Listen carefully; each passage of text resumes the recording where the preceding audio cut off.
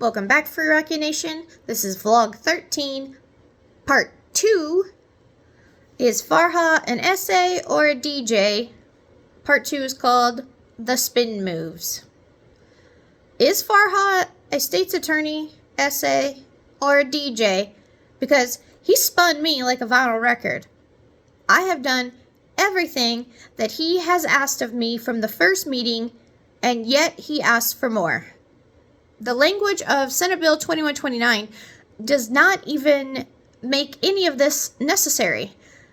Even with all my dad's recent medical fiascos and near-death experiences, the state's attorney is unmoved. He's only worried about politically negative attention that he may receive.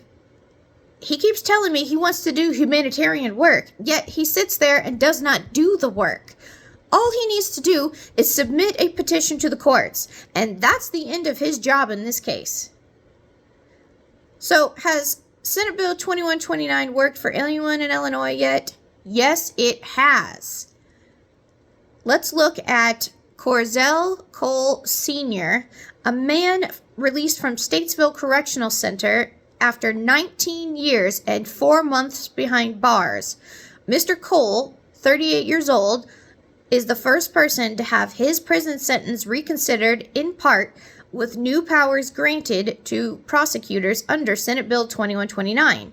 It allows prosecutors to ask judges to revise sentences when the, quote, original sentence no longer serves the interest of justice, end quote.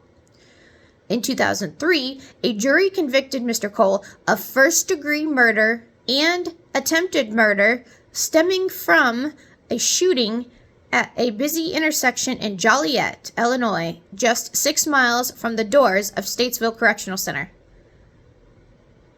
Cole was driving with another man, Travaris Guy, in the passenger seat.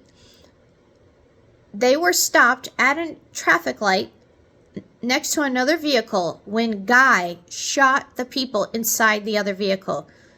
Guy killed 39-year-old David Woods and wounded his 19-year-old daughter, according to court records. I have a link in the transcript if you want to read the whole article. Nowhere in the article did it state Cole was an old and decrepit man, that Cole or his legal team had to submit document after document to the state's attorney in Will County, or that Cole had a list of accomplishments from his time in prison. All the things that Farha has asked me to gather. Farha also mentioned during our second meeting that the victims of the robberies justified the extended sentence that my dad received.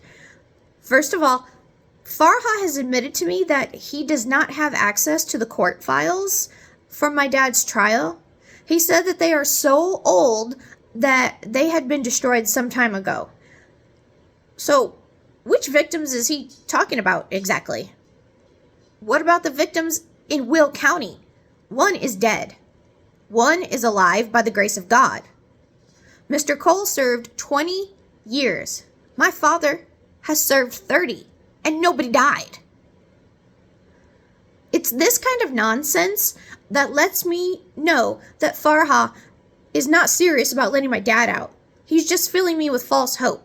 If he really wanted to be humanitarian, simply filing the petition to resentence my father to time served, simply because his sentence was excessive, that would be a humanitarian act.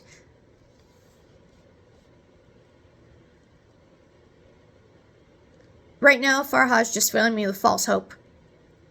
I'm going to talk to the owner of Kelly's Bar and Grill. I'm going to find out how many victims there actually were.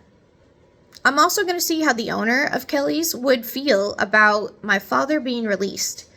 I can't reach out to the owner of the Silver Dollar Tavern that was also robbed. The tavern has long been out of business. The owner has since passed away. By the way, Kit Humphrey pleaded out to numerous armed robberies and other crimes, both in Illinois and Missouri.